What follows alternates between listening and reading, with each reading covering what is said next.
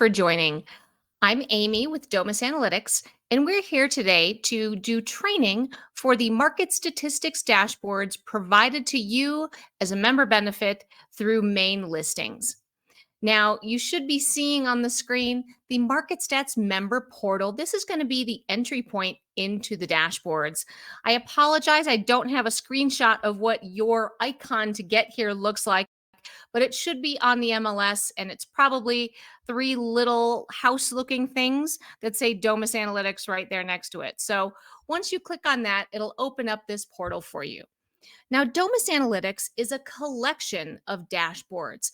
They're all based on the same underlying data from the MLS. So depending on what you're searching for and what filtering you're using, you should get the same answers across the dashboards.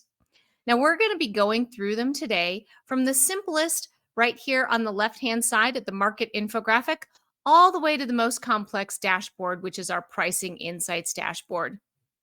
Now, there really is no right or wrong answer of which one of these to use and when, and we'll be talking about this as we go through each dashboard on its own.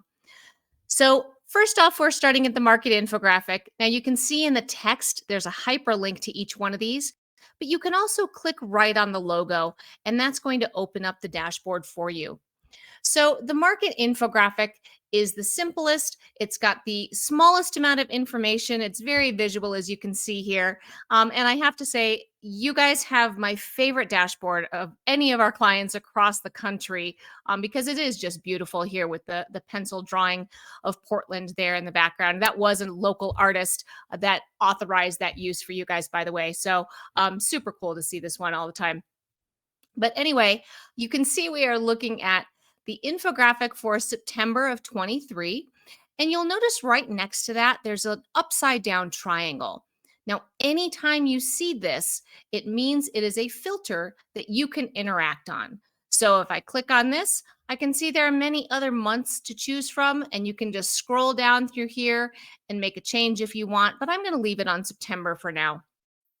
Now, I also have filters, as you'll notice by my triangle, for your property type, each county, and each of the towns. Now, when I go to the county, I'm going to show you, you have them all selected right now. A very quick way to change these, if you wanted to just look at Cumberland, for example, rather than unchecking each one individually, if you uncheck the Select All button and then just recheck the single county you want, that's a quick way to get that. And you may have also noticed that your towns here changed from 700 plus towns to just 28 when I did that. That's because this filter is linked to that county filter. So it's only showing us the towns that are in Cumberland.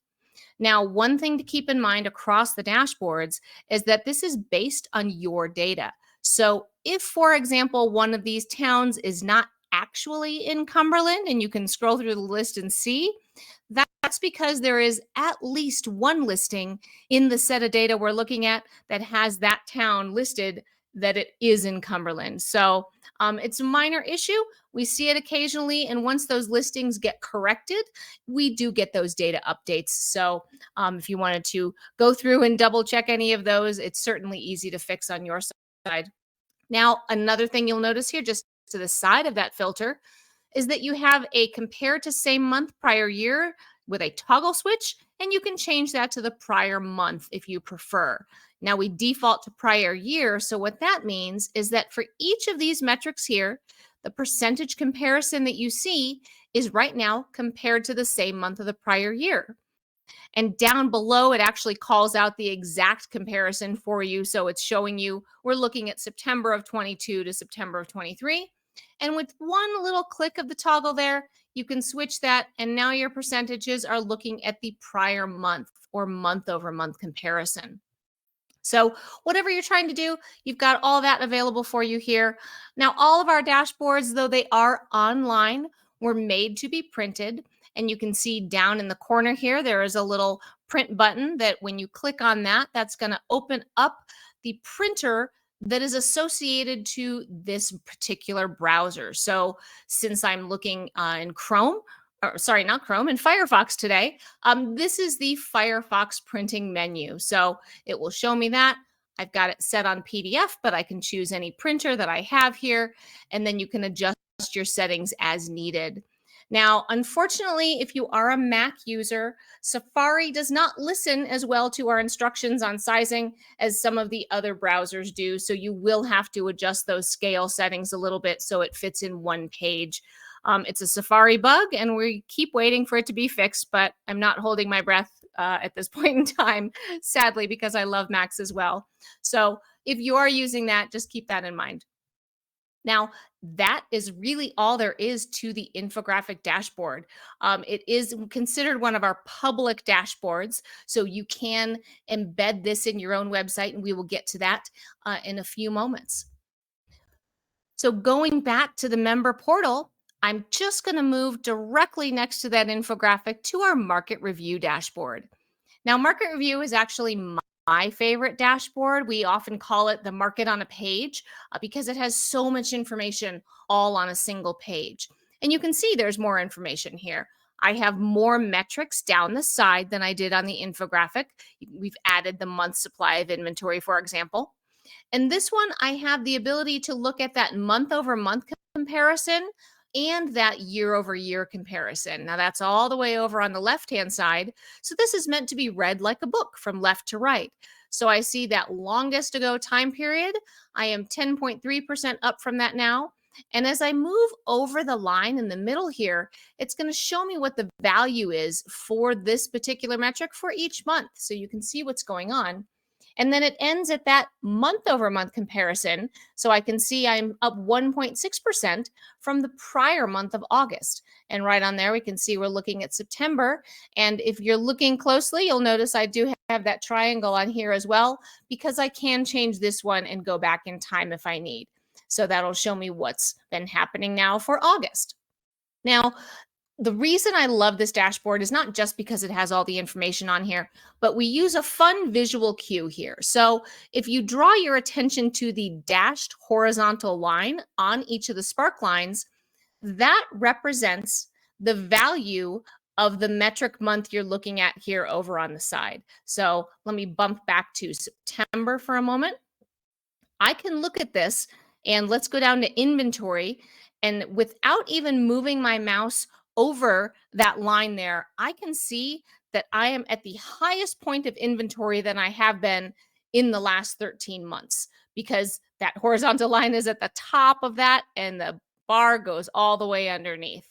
So that's just a really quick visual thing to help you guys out and be able to talk more easily to the trends and say, oh, yep, we've been way below. Now we're finally coming back up. And this is the highest in that time period. So that's a really fun thing on this dashboard. Now, if you go up to the top here, you'll see another toggle switch, but this time, instead of changing your comparisons, because those comparisons are already there, I'm just going to click on it and change this dashboard to a year-to-date analysis. So now, rather than looking at the month for September, I'm looking at the complete year to date for 2023. So that top bar is from January through September compared to that same time period of January through September for 2022. So there's a ton of information just on this one dashboard.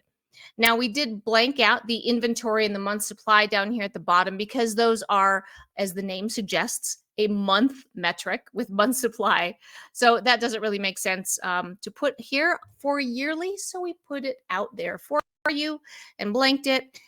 But then when I go back to my 13 months, we are back to looking at that correct time period. Now, this one can also be printed. That's down on the bottom is your little toggle switch, and it has those same filters that we looked at before. Now, this one is really cool because we have an extra integration for you guys being on Flex. So when you are in your listing detail, and I have a picture here from another one of our deployments, but it should look familiar to you. On that listing detail page, right above that listing, you have all your little buttons of things you can do, and there's one button there for Domus. So when you click on that detail page, it's going to bop over, whoops, wrong one again. There we are. It's going to bop over to this dashboard, and it's going to pre-populate the property type and the county and town for that particular listing that you're looking at. So it's really just one click away as you're in the MLS and already working on things, maybe finding some new listings to show your buyers. And then you can pull up the stats for that really quickly and easily. Now, there's one situation where it will not pre-populate these filters for you, and that's if the listing has just been entered that day. So if you're working that afternoon and it comes up and it looks exactly like it does right now, that's because the dashboard just went back to its defaults, and it's going to wait for you to put in what you actually want to see up here. Once we do our nightly updates of your data, then that listing would again pre-populate the next day. So just keep that in mind. If it doesn't automatically pop it in there for you, it's probably brand spanking new, and you'll just have to come back the next day if you want that one click away for it. But that's a really fun integration that we do for our Flex clients. Now, there's one more dashboard that I want to show you here that's not linked from your market member page over there, and that's this snapshot. And this one, as you probably guessed looking at it, is working very similar to the other ones with some filters there. And I've got some of those arrows down there, the counties and the town. Now, this one's a smaller set of data. It's just showing me back from January 20. And I apologize, I'm saying smaller set because my mind is moving a little bit faster and I'm thinking to the next member dashboard I'm going to show you. So this is more data than we've been looking at on the other two, but less than you're going to see. And it has a handful of metrics across the top here, like price. If I want to see the sold price, I can just click on it. It's just a single button click. So this one's a really easy one to navigate, especially if you haven't done a training class like this. And the reason why that's important is because all three of these dashboards that I've just showed you, this one, as well as the infographic and the market review, can be embedded on your websites should you choose to do so. So if you go back to the member portal, right down at the bottom, there's this little bubble that says double click to embed stats in your website. Now, when you click on that, that's going to open a PDF for you, as you can see here. And it has all of those links. Let me scroll down and show you. That's where we have this market snapshot one. So the link is right there for you. If you want to use that dashboard for yourself, of course you are welcome to, but that's one of them that we put in here for you as the members. Maine listings decided that these were the ones that they wanted you to be able to embed. So that's why these are here. And this is just a really simple line of code for you to put in. Once you put it on your website once, you don't have to touch it again. This isn't a PDF that is going to have to be updated every month or that you have to worry about changing and fixing. It will be automated because it is the same as the ones that we just looked at. So when you see this one that you're looking at from your member portal, if you embedded it on your website using the code there, it will also have those same numbers and metrics and whatnot there. Now, it is just one line of code, but some website codes have trouble with iframes and embedding. And unfortunately, we can't do a lot of troubleshooting because there are just too many website hosts out there for us to know all of them. The way to test if this is an issue on our side that needs to be addressed or with your web host is just to click on that dashboard itself. From, for example, your member portal page. If the link is working right here when you're looking at it, then there's probably something going on in that web code why it's not showing on your page or rendering. Sometimes it's as simple as a typo. Oftentimes it's that the website is trying to size it incorrectly and do weird things. So you will need to keep in mind that you might need the help of a web person if you aren't technically a website coding people at heart, but those are available for you to put on your site. So that is what that one is. Let me go back here. Here we go. And for the moment, I'm going to skip weekly trends and we're going to come back to it and you will see why. Now, Market Insights is the member only dashboard. So the other ones you can embed, they're public, they're high level, they're meant to be really easy for people to just consume without having a whole lot of training, like I said. This one, the Market Insights, has everything. So it has a much longer time history. You can see this one goes back to 2016. It's going to have a lot more metrics, a lot more filtering, and a lot more things we can do. So let's go through all of those. Now, I can see here on my sentence up top that I'm looking at single family residences in multiple counties. So down below here, there isn't any breakout, but if I wanted to do by county, for example, I can just click on that one button and now it's going to switch this to a by county. And now this looks really messy because we're looking at 16 counties.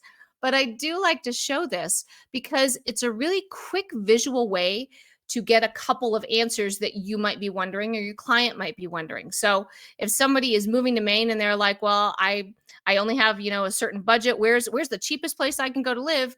You could do a report like this and go, oh, right there, Aroostook County is the one that has the lowest prices for you. So if that's what you're going for, that's where we're going to look. And you can also look at it and see, well, this is probably Cumberland, but somebody beat them in August, and that was Knox. So you can look at it and get some really quick answers.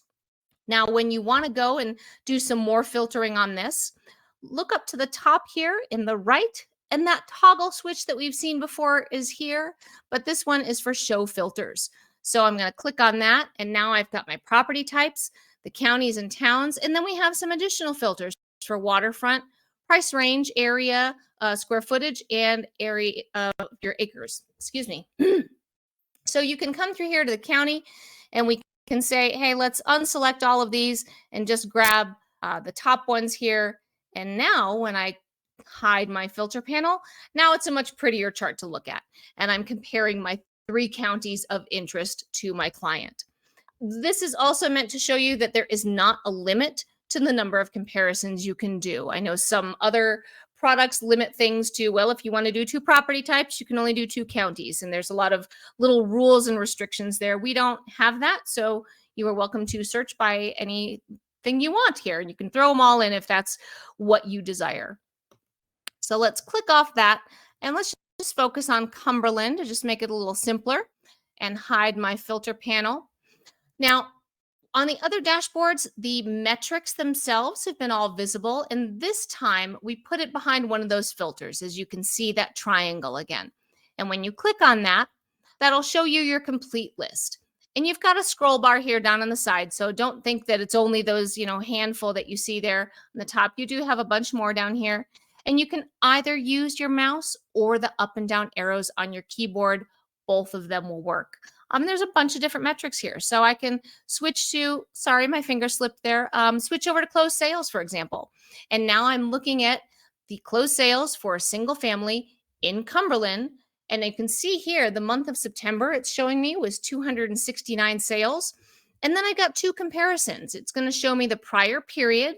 And since we're looking at a month, the prior period means the prior month.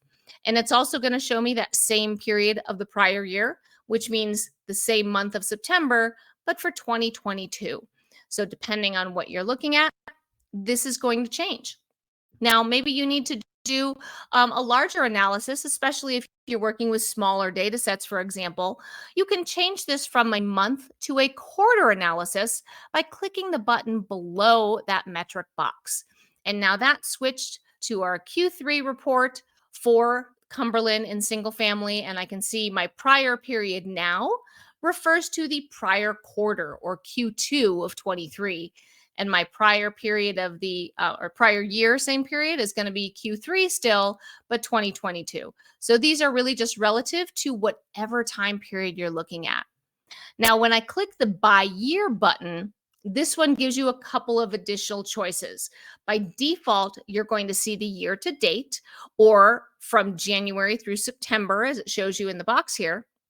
And I can see what happened for each one of those years prior to right now for that year to date for each of those years. So I can see I'm down year to date this year compared to where I have been year to date every other year. But that's not a new thing, looking back in last year in the same sort of trend. But then when I click on the annual button, now this is showing me where I am this year compared to the complete year for each one of the prior years. So I would expect this to tip up at least a little bit since we have a few more months left in the year. But with this kind of downward trend, it's probably not going to get up top here where that other bar was back in 2020, for example. So this is a really good way to, switch your time period, whatever stories you're trying to tell. You have the ability down here to switch that towards January. You're probably going to be looking at this to get those full year over year numbers. but you do have the ability to change through there. So I'll go back to month, and let's talk about this time series is what we've been looking at.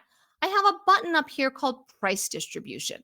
So I'm going to click on that, and that's now going to show me that for the time that we're looking at of September, these are all the price buckets for all of those closed sales. So I can really see in detail where my market was the busiest and the least in this case. And maybe you're looking at this and you're like, wow, there was any property that sold in Cumberland under 100? Well, what could that one be? What I want you to do is double click on that bar. And it's kind of small here on the screen because there's not very much, but you can find a spot, double click on it. And that just opened up what you see here, the drill through, and now I can see that that was the Carsley Road property. So this is part of what makes this a member-only tool, because you can drill through to that data. And there's more information as you scroll over to the side. And you can export this. It will export to Excel for you to then dig in and save or use it, whatever you need to do. But you do have this available to you. Now, this will work on any of these bars, obviously.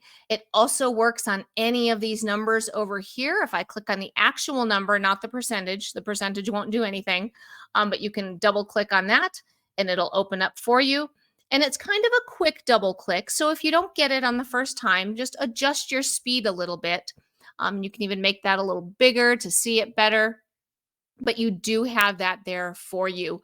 And when I go back to the time series, any one of these data points, I can click on and open that up as well. So you don't have to trust that the data is correct and the calculations are correct. You can actually get into the data yourself and see what's going on. So that's a really nice feature. It gives you that transparency to help you, have more trust in the data, honestly.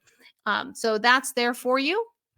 Another fun trick that I like to do on this dashboard is you can see we've got data back from 2016, but maybe for what you're doing, you don't really want to go back that far. Maybe somebody is still talking about, well, just show me what's been happening, since the pandemic started.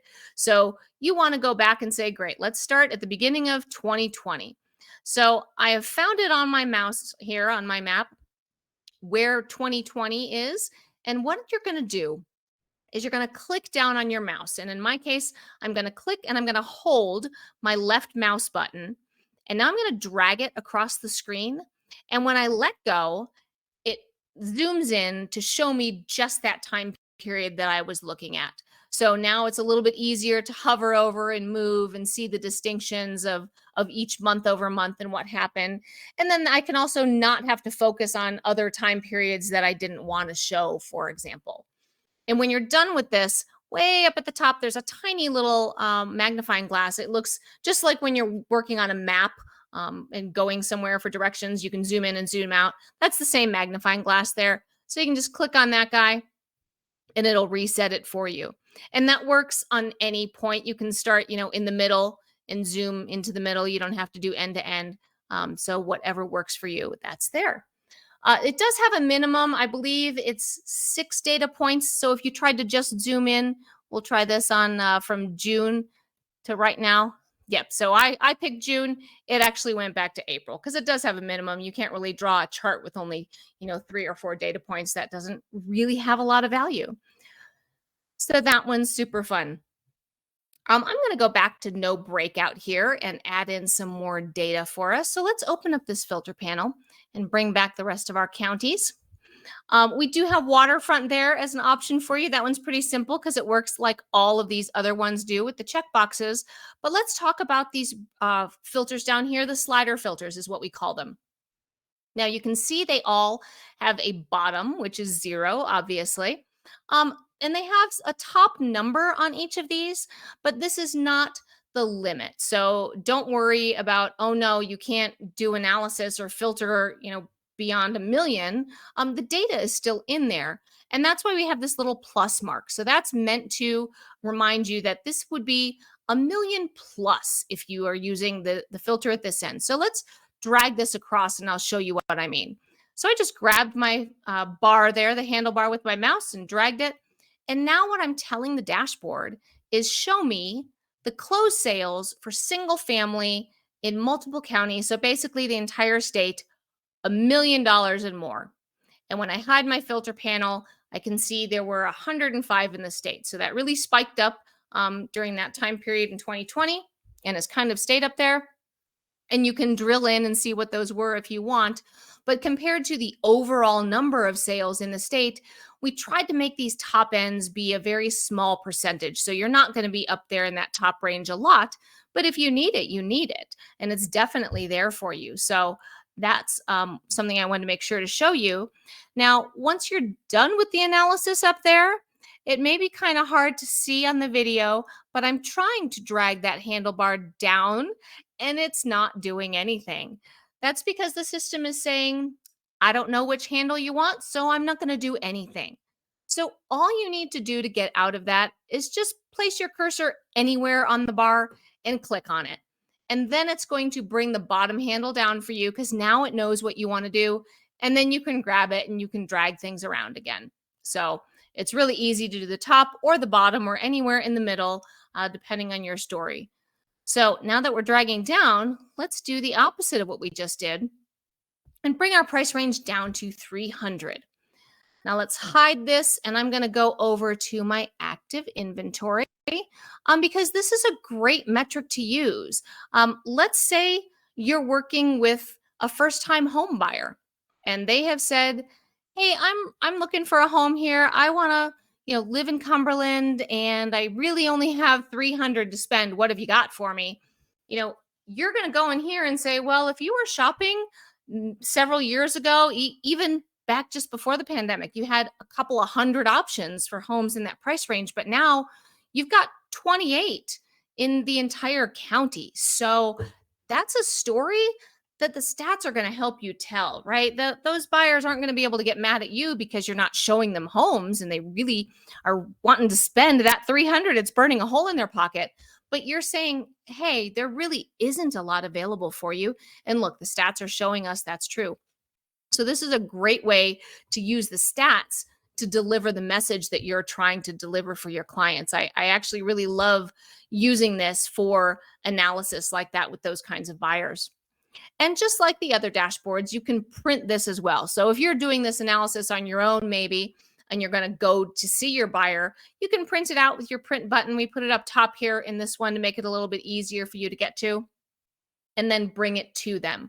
Because just because this is a member dashboard doesn't mean you can't share the output of it with your clients. Obviously, that's what it's there for you to work with your clients. So print this, use this, and I think it'll really help you. Now let's open that filter panel one more time. And I want to show you, obviously, there's more filters there that slide. They work the exact same way, so I won't go through that. But there's one more thing on here, and that's this little question mark. Now, this question mark is going to be moving, so it will be, by the time you watch this video, it might still be here, but if you're watching a month or two after we initially did this, it will be moving down outside of the box to the bottom of the screen, just to make it a little easier to get to. But when you click on that, it is going to move you to our support site that we call Domus University. So let's say you're working for a client and you want to do that first-time home buyer analysis, and you go, I know she did that in training, and I don't remember what it was. Oh, look, there's an information on it right here, how to create a first-time home buyer analysis. And all of the things you're going to find here are going to be quick little articles. We try to do examples like this. Sometimes you're going to find a video. The videos are literally 1 to 2 minutes long. So you're not committing a whole afternoon to learning all that, but you do have this available for you. So definitely bump in here, poke around, because there's a ton of things in here. There's a lot more use cases, for example, using stats for an open house or showing presentation right there on the top is a fun one. So that is there for you. And that was, again, the little question mark here in your filter panel. It is also, as I go back to our member portal page, down here with my Hootie Owl. So you can click on either the little word bubble or on the owl itself, and that will bring you over to that support site. So now that we've looked at that market insights, let's go back to weekly trends. And you'll see why I skipped this one, because this one is also a member dashboard, but it is, as the name suggests, a weekly dashboard. Now, this one came about when COVID hit, and nobody wanted to wait for a month to find out what was going on with the market, right? We didn't know if the market was going to completely tank and nobody would be working, or I don't think anybody thought it would go as crazy as it did, but we just didn't know at the time, right? So we came out with this weekly dashboard to try to get that information out there quicker.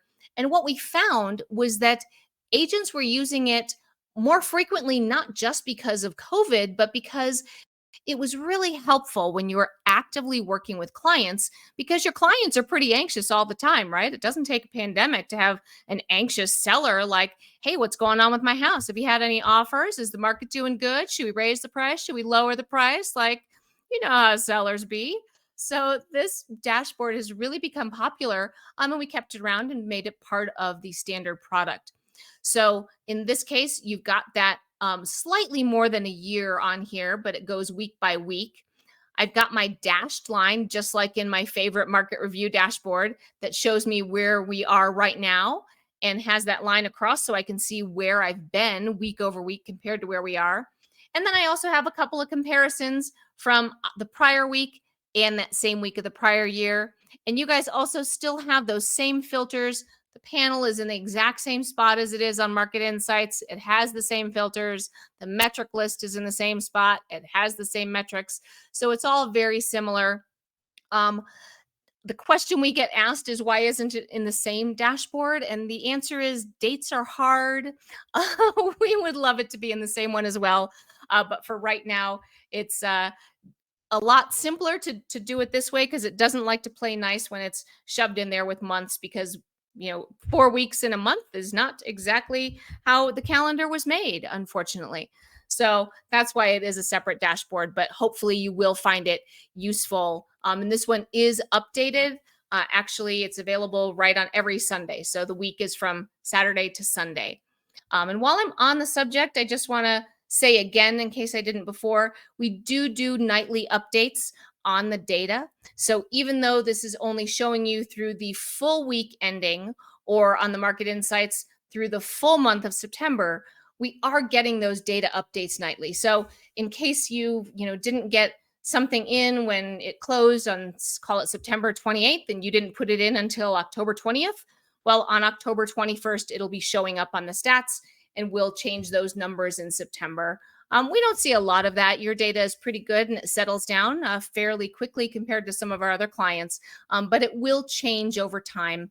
It's just the nature of real estate data.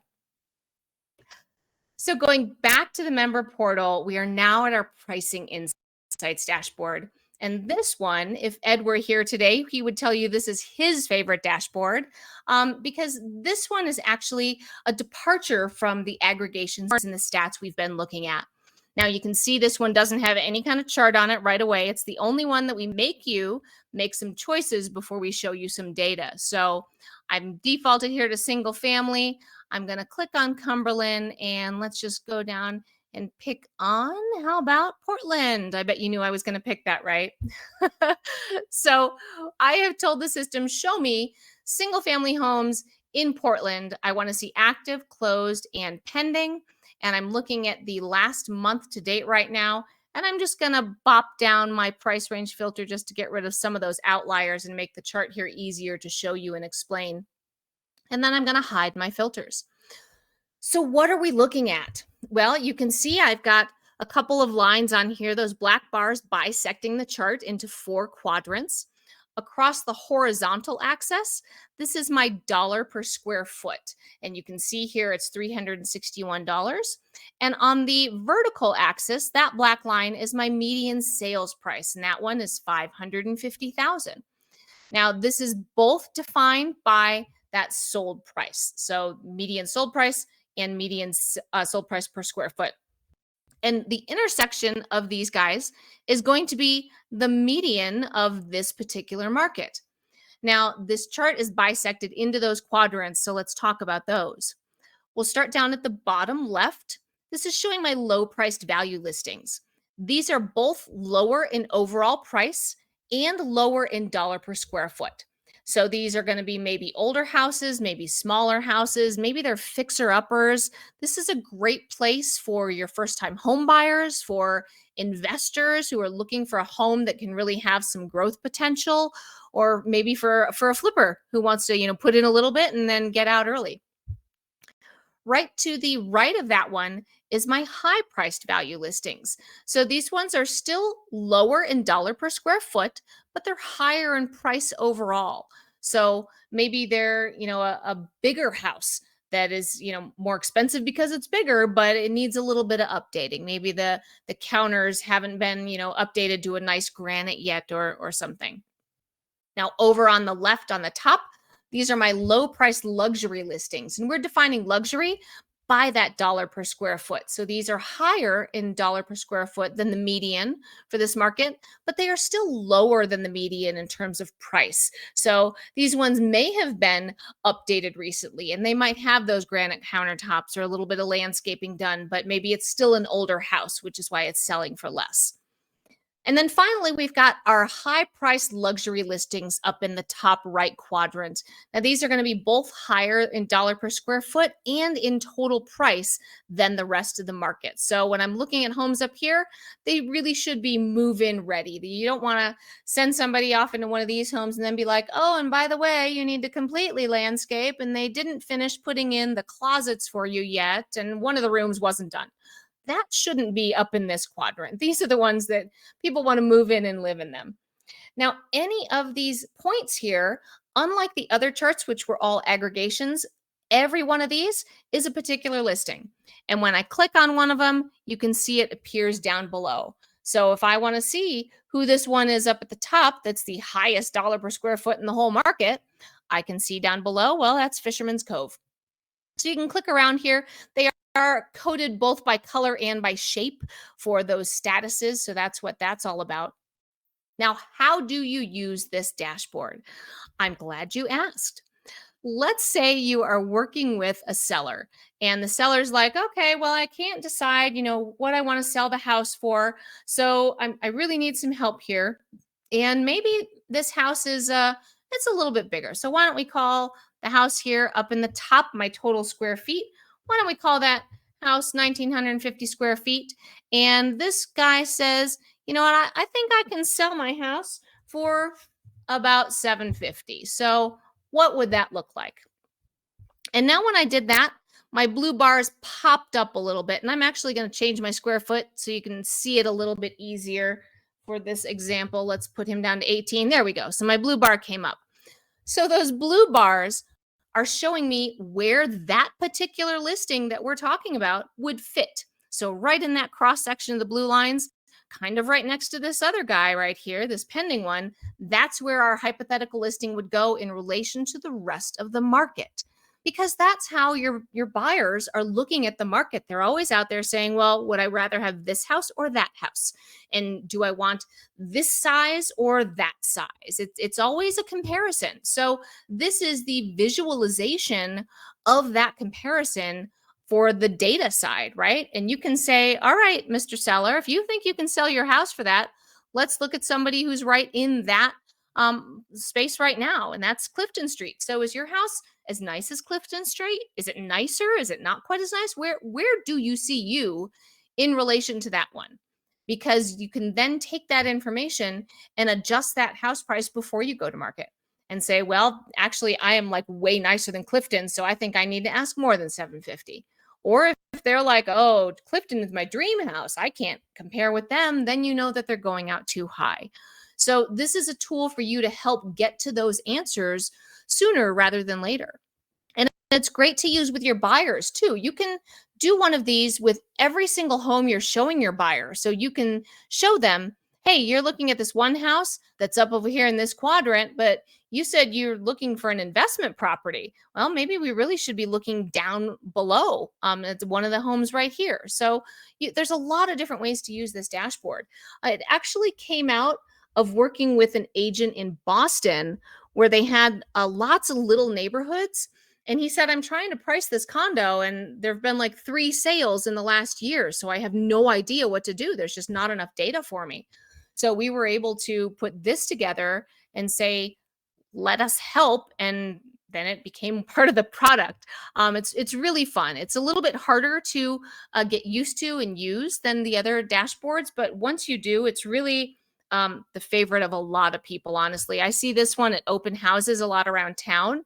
Folks will put this on one side of the paper for the home that they're showing, and then they'll grab something like the market review and put this on the other side, and that's what they're handing out as their stats at their open houses, because their clients are there to see the home, but you need a little bit of stats and information to share. So the market review gives them that view of the neighborhood, and then the pricing insights gives them the view of that house. And you can see the other thing that it's showing you on here is that our proposed home, that would be above 79% of the other homes in that market. So you can use that as part of your conversation piece as well. It would be above 81% for that dollar per square foot price. So it's a good way to gauge what's going on there in the market.